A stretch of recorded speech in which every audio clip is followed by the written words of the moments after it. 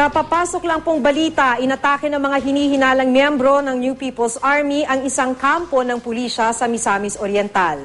Nitong Martes, inatake rin ng NPA ang dalawang plantasyon sa Bukidnon. Para sa detalye, makibalita tayo kay Joe Legaspina ng GMA Northern Mindanao. Joe? Maki, inatake ng mga hinihinalang miyembro ng New People's Army ang detachment ng 101st Company Regional Public Safety Battalion Region 10 kaninang alas 3 ng umaga sa Barangay Dampil, Lagunglong, Misamis Oriental. Pinaputukan ng armadong grupo ang tower ng kampo. Gumanti naman agad ng putok ang tropa ng pulis. Umabot ng 15 hanggang 20 minuto ang putukan. Tinatayang nasa sobra 40 miyembro ng NPA ang sumalakay sa lugar.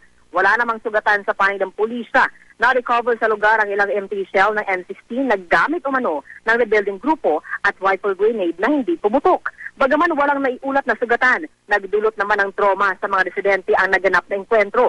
Ilang oras matapos ang putukan, nagpatawag agad ng Command Conference si Provincial Director Police Senior Superintendent Rolando Hinanay sa lahat ng mga hepe sa Misamis Oriental.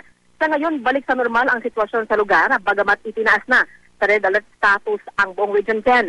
Inaalam pa kung may kaugnayan ito sa naunang pag-atake sa NPA sa Bukidnon. At yan ang latest mula dito sa Cagayan de Oro. Joe Legaspina, Nagbabalita, Pilipinas.